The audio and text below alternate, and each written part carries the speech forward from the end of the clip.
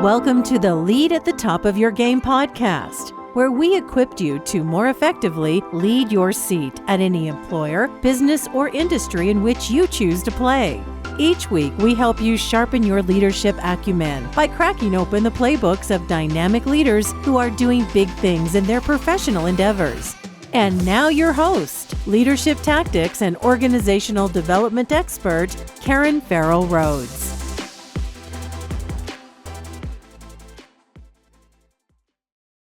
Hello, superstars. This is Karen, and welcome to another episode of the Lead at the Top of Your Game podcast. We have a fantastic guest for you today, who is Miss Kristen Brun Sharkey. Hopefully I said her name correctly. But she is the founder and CEO of Emboldify. And Emboldify is a leadership development and coaching firm that harnesses improv principles, which I love improv, to empower leaders and their teams. She's also the creator of the AdLib leader model, and she also co-hosts a podcast called Love in Leadership.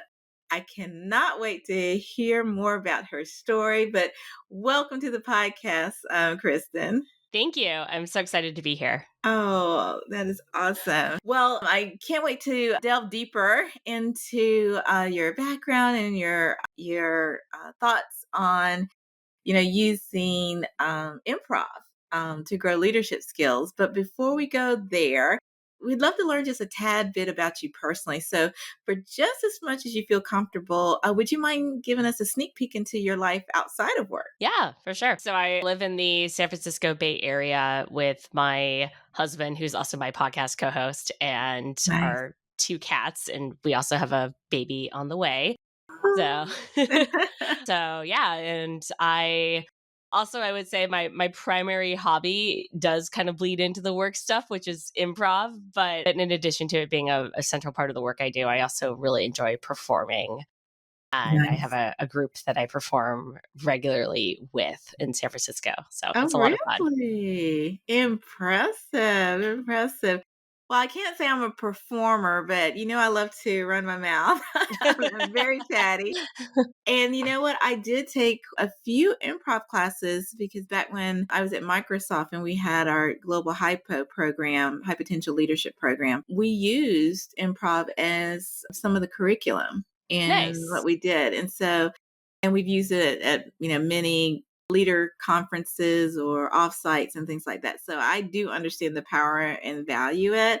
And I can't wait to talk more about it while we chat. Awesome. And congratulations on expanding your family. That's so exciting. Thank you. Yeah. So let's start out, Kristen, if you don't mind, if you can share kind of at a high level your professional journey and then how it led you to founding Emboldify. Yeah, absolutely. So my career really started in marketing at a marketing agency, and then kind of moved more into the advertising tech side of things. So I spent about 15 years in those industries, very common in the San Francisco Bay Area, of course. It's very tech driven here. But the last company that I worked for before going out on my own was Yahoo, which was also Verizon for a while, went through many iterations. But I led various teams, like kind of various functions throughout that time. I had my first manager role when I was like a year and a half out of college and had no idea what I was doing. So it kind of gave me some clues to that led to me starting my own business. But I've always really enjoyed the kind of coaching side of leadership and done a lot of facilitation from pretty relatively early in my career as well. And I knew I enjoyed that. So those were kind of clues for me as to what I might want to do longer term outside of just like the ad tech space. And the final puzzle piece really came when I started doing improv, maybe it's about 8 years ago now. And for one thing, I just loved it so much. It was really fun. It had a great community. So I wasn't even really thinking about the benefits of it at first. But then there was some point where I was looking back and I could just see how much it was helping me both in my personal life and at work, because it helped grow my confidence, my creativity, my collaboration. So that was really the final puzzle piece for me. And then when the timing was right, about two and a half years ago, I started my own leadership development company, and I've been doing that since. Oh, well, congratulations on the launch and success of your firm thus far.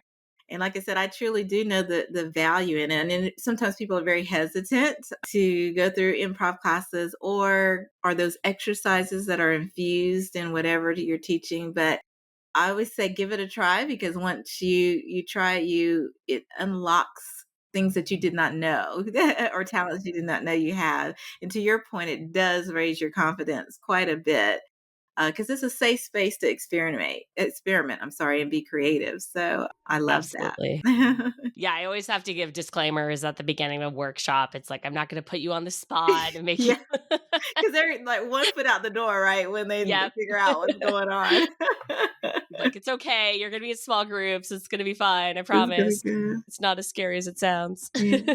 So, what types of companies do you target or seem to be naturally drawn to the type of work and services that you offer? Yeah, I mean, that's a good question because it's kind of changed throughout my business. When I originally started it, I thought I was going to be working mostly with tech companies because at the time that's where my network was. That's where the learning and development budgets were. And I started my business basically right when all the mass layoffs started. So I was like, okay, well, maybe I need to pivot a little bit. So Cool. I've actually worked, I mean, I do work with tech companies as well, but I've worked across a lot of industries at this point for both coaching and facilitation, including ones Nice. that I really had no exposure to previously.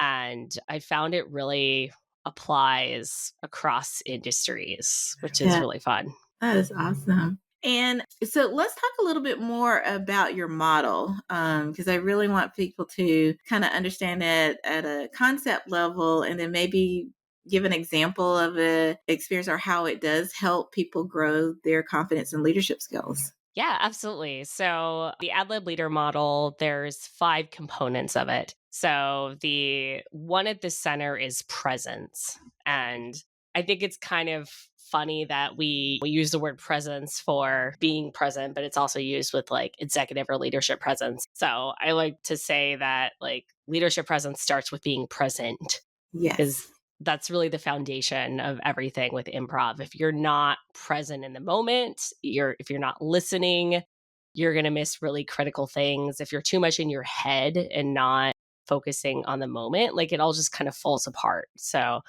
and I think that the same goes for leadership. I think being present is highly underrated. And right. especially in the world where, with technology today, like we're so used to our attention being split in so many ways. And our brains are not necessarily trained to sit and be present with somebody, but it's so powerful It as a is. leader when you do that. So that's really the core of it. And then the other areas are authenticity. So a lot of this is around like trusting your instincts. That's something you have to learn to do in improv because you don't have time to over analyze everything in your head. You just have to take action. Vulnerability also goes along with that. And then the third one is resilience. So this is where a lot of the like adaptivity comes in. And one of the things I talk a lot about within this is how can you create a culture of innovation, Yeah. and like what are the components for that? And a lot of it comes with embracing failure, which is something where also most of us are not naturally great at. No, Uh, but if me included. Yeah, so that's a big part of it. And then also for like the fourth component, which is creativity, it's like creating those safe spaces for the divergent thinking, which is the actual idea generation and encouraging play. And then the final one is supportiveness, because if you know anything about improv, you may have heard of the concept of yes and. Oh, I say it all the time. Has many applications. Yeah. But for those who are not familiar, there's 2 components of it, right? Like this is basically the foundation of improv. You have the yes, which is you're validating and agreeing with what's been offered, and then the and, which is you're adding in your own contribution to it. And it's incredibly powerful, and it's because it's so important to improv, it really like feeds into this overall supportiveness and knowing, when making the other person look good and knowing when to lead and when to follow are all big pieces of that. So yeah, those are the five components of the model. It's amazing. Now, I'm curious, how do you, I'm assuming in your workshops or when you're coaching, you go over the concepts, but how do you infuse it to help them actually make it real for them in their job roles or in their positions? Yeah, for sure. Yeah, I mean, I think there is in any kind of like improv based workshop, there's always I like to have a learning component. So, kind of talking about like what are these concepts and how do they actually apply to the workplace and to leadership. And then like the interactive exercise portion of it, where they're actually doing some of these exercises that really emphasize these concepts so they put it into practice. And then there's also like a reflection component of it. So, kind of understanding what does this mean and how does this apply to the workplace. But it's always a best case, I think, when, you can do a lot with a 2-hour training session, but it's always a best case when you have, a series of sessions or incorporate coaching so you can Oh, really make sure absolutely. that the concepts are being Because they need applied to practice them, right? To become more and more confident in them. So, for sure. yeah. I'm curious, out of all of the components, is there one that people seem to struggle with the most that you've seen that trend in general? I hate the stereotype, but in general? That's a good question. I mean, I think the one that really hits people the most is the presence part, and especially around listening, because we are really not taught how to listen. Not in the American culture anyway, At maybe in least in some American culture, overseas. yeah. Yeah. It's really not a big part of our culture. So it's something, I talk about like there's three levels of listening, and they kind of range from the bottom of it, which is you're listening to respond. So everything's just kind of being filtered through. What does this mean for me? How am I going to respond to this? That's like the level most of us listen at by default. Yeah, And then going up to the third level, which is immersive listening, which is you're actually really listening to understand what the other person's perspective and feelings are. And you're really taking yourself fully out of the equation. So that usually is something where people are like, oh, wow, I'm just not doing much of that. And Uh, so I always get a lot of response to talking about like the listening and the presence piece. And it's because it's something we all have room to improve upon. yeah. Well, a lot of our listeners love, your stories and how you apply them. And we always try to give them kind of some insights and a tip. So can you maybe share a specific example where people use improv that made a significant difference in the way they either acted or in the outcome of what they were tackling at the moment? Yeah. So I think one area where I've seen improvements with a lot of the people I've worked with and also people I've just done improv with is around imposter syndrome, Oh, yeah. because it really helps with that inner judge. I have one of my like past improv teachers would call it like yoga for the inner judge, right? Because it's it really like forces you to confront that voice that's getting in the way, and that voice is not necessarily bad, right? Like our inner judge exists for our survival. It's trying to help us find situations that could lead to us, being alienated by from our community, or Right. all these other situations that could lead to our death, right? So it's not like inherently bad, it's just part of our brain evolution. But there's a lot of power in doing a practice that regularly just kind of forces you to put that aside and just take action. And that can have a tremendous impact on someone's imposter syndrome, because the more you do that, the more you learn to trust your instincts, and the more you learn that you can trust yourself to just do things without overthinking them and without your inner judge like ripping you apart and questioning like, what are you doing here? You don't belong here, right? Right. So that's one of the areas I've seen it make a big impact with people I've worked with over time. I'm I can see that definitely. And I can also see and you can tell me if I'm wrong, I can see it helping especially more advanced level leaders deal with analysis paralysis, because they have so much data and information and requests coming into them from all over the place. And I'm curious if you've seen it help them get through analysis paralysis and be kind of more spontaneous in their decision making, or have you not witnessed it having any impact? No, I definitely see that's an area where it can make a big impact, and also just like decision making in general. I think most of us, like, there's two types of thinking. There's divergent thinking, which is the actual idea generation. And then there's convergent thinking, which is when you're analyzing those ideas and kind of narrowing them down to a specific solution. And our workplace is really designed for convergent thinking. And that is what we tend to jump to. And so often that idea generation part is skipped over. And a lot of times there's a much better solution that's being missed because we're so in that analysis like part of things, right? So a lot of that kind of fits into the work in terms of learning how to create separate spaces for the divergent thinking, because even though it seems counterintuitive to do that when you just already have so much in your plate, like that's where you get to the solutions that are really going to make the biggest impact. Absolutely.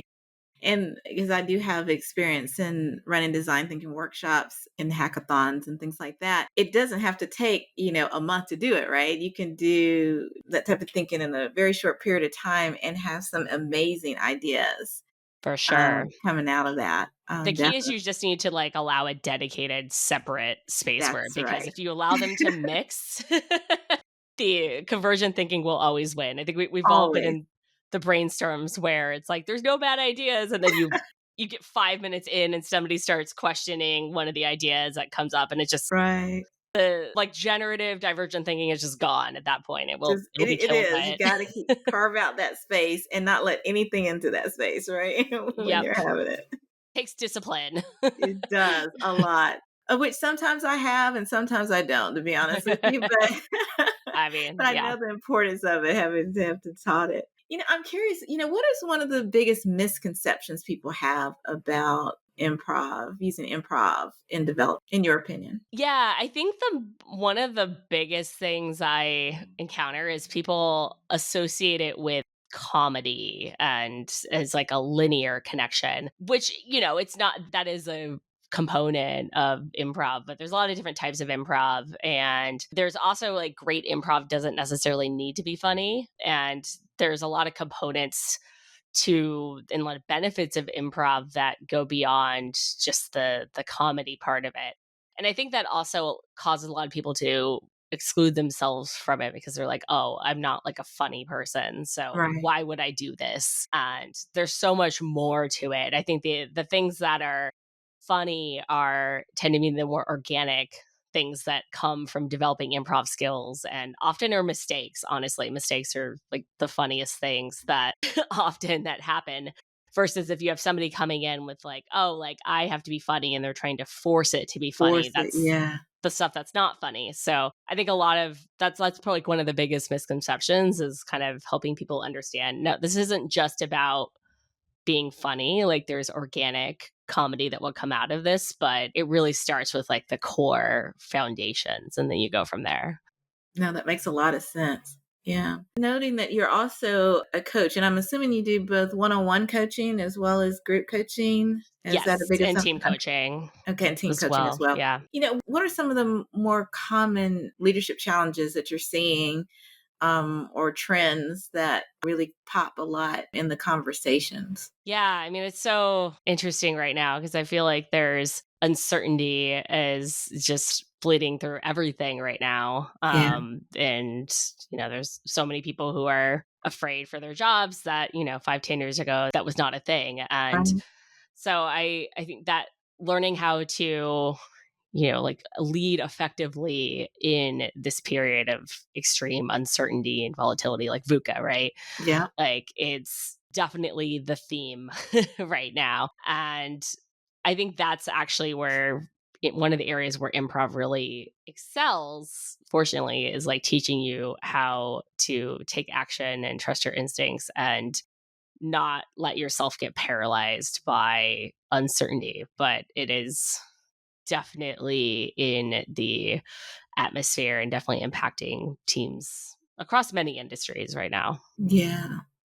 It absolutely is. I'm seeing it in our clients as well. It's, we do have global clients, so it's not just in the States. It's kind of all over the Yeah, world that are kind of feeling that they're treading in uncertain waters, if you will, and trying to see how things will shake out. Because, in general, human beings are pretty resilient in making change, but when you're not sure what's around the corner, folks get very antsy. And to your point, at this point in time, a lot of organizations are rethinking how they're doing business. There's quite a few realignments and reductions, and so it's just unstable, I think, is a good word that's out there for the world of work right now. Do you definitely. agree? Absolutely. Yeah, and that's just the reality right now. So it's like how do you How like do you manage through that? it used to be like I worked in tech. I've been through multiple rounds of layoffs, but Yeah. it used to be like more like, oh, there's a round coming up and kind of everybody knows about it and then it's done and then you kind of move on for the next Yeah. year. But now I feel like there's not predictable cycles or Not as and much so. Yeah. people are just feeling like very unsafe in Yes, a lot of ways. So they that are. really bleeds into leadership. Like how do you effectively Absolutely. lead a team when that's the atmosphere? Yeah, you're absolutely right. Would you mind, Kristen, sharing a little bit about your podcast with our listeners?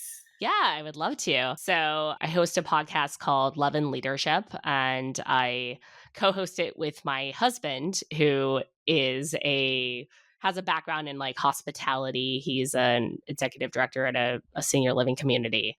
So I come from more like the tech and marketing side, Yeah. and he has more like the hospitality service industry side. So we Gotcha. come at it from different perspectives, which is really fun, but we both are total leadership nerds and love That is to so cool. read leadership books. So that's kind of the foundation. And we have a few different episode formats. We do episodes on specific topics. We do book club, like leadership book club episodes where Nice. we break down like mostly pretty popular, but sometimes just some of our favorites that people are less familiar with. And then we also do guest interviews as part of that Nice. as well. What a nice mix. Well, I haven't cracked the code yet on how to collaborate with the honeydew, so I might have to take notes for you from you about that. We have such different work styles, but to your point about listening, I'm a chatterbox, so I would probably he's more reserved, and so I would probably would take over the whole podcast anyway. So, but that Yeah, is we definitely have a dynamic. I'm usually the one who's kind of keeping us on track. are you? Well, you seem uh, very engaging as well. So that's so it's a interesting. good balance. Is So it? That's nice. That's nice. Well, Kristen, we cannot let you leave out without asking you our signature question that we always ask our guests. And for my newer listeners, you may or may not be aware, but our firm did some global research on high potential leaders in organizations. And when, out of that research came 7 buckets that of activities or tactics that almost all high potential leaders in organizations, no matter your industry, always executed at some point or another. And so Kristen was so kind to share that courageous agility, but you were so kind to share that courageous agility really popped for you. So, for those who are not aware, courageous agility is all about having the courage and the fortitude to take calculated risk and to stand up for what you believe in and but still move forward even if the future is uncertain or unclear. So, curious minds would love to know, Kristen, why courageous agility really popped for you. yeah, I mean, I think it's really reflects the heart of like my leadership philosophy and the work that I do with integrating improv because I love that you have both that component of like courageous. My Yeah, company name is Emboldify because I know. It's part right in alignment. yeah, it's like taking bold actions or making bold choices is such a core of improv. And being agile, like being adaptive and learning to excel in a situation where there's always uncertainty, right? Because when you're with improv, you're performing on stage and everything's made up. You never know what's going to happen next. So it kind of teaches you to like thrive in that type of environment. These are areas that I think apply so well to leadership and can be really difficult to do. Like it can be hard to take action when it's easier to, Yeah. just let things go, right? And navigating like difficult situations, but that ability to take clear action during times of uncertainty is everything. It is everything. Even if you have to take baby steps because you're so uncertain, it's just that forward progress of movement that is so key. Because hopefully, eventually, you'll gain insight on, how to take the next baby step, right? So I totally Absolutely. understand. Well, thank you so much for sharing, Kristen. Now we will have in our show notes, of course, your bio, links, everything, so that people can take a closer look of what you do, where to find you, and to get more information. But I always love to give airtime to guests as well. So would you mind sharing if people want to know more about Emboldify or you and the great work you're doing, where can they find you? Yeah, absolutely. So there's a few places. My like business website is imboldify.com, and I'm most active on LinkedIn in general under Kristen Brun Sharkey. I'm the only one with that combination of names. Uh, And as far as our podcast goes, our website is loveandleadershippod.com, and you can find Love and Leadership on wherever you get your podcasts. Wherever you're there, you and your hubby are there, right? Well, fantastic. Well, Kristen, thank you so much for the gift of your time today. I wrote quite a few notes myself as we were talking, and I wanted to make sure my team captured them all for our show notes. And because you shared so many areas of focus that people can look to help empower themselves or their team. So I'm hoping that the listeners will reach out as they're considering additional development opportunities for their staffs. So thank you so much for coming today. Amazing. Thank you so much for having me. I really enjoyed our conversation. Same here. Same here. And thank you too, listeners, for joining us today as well. As I always say, there are literally millions of other podcasts you could be listening to, and we do not take your patronage lightly. All that we ask is that you like and subscribe to our podcast, and also take a look at Kristen's as well on your favorite podcast platform of choice, because we're everywhere as well. And the last thing that we ask is that you share our podcast with just one friend, because by doing so, it'll help us all to better lead at the top of our games. Thank you so much again for joining us, and see you next week. And that's our show for today. Thank you for listening to the Lead at the Top of Your Game podcast, where we help you lead your seat at any employer, business, or industry in which you choose to play. You can check out the show notes, additional episodes, bonus resources, and also submit guest recommendations on our website at leadyourgamepodcast.com. You can follow me on Twitter, Facebook, Instagram, and LinkedIn by searching for the name Karen Rhodes, with Karen being spelled Karan. And if you like the show, the greatest gift you can give would be to subscribe and leave a rating on your podcast platform of choice. This podcast has been a production of Shockingly Different Leadership, a global consultancy which helps organizations execute their people, talent development, and organizational effectiveness initiatives on an on-demand project or contract basis. Huge thanks to our production and editing team for a job well done. Goodbye for now.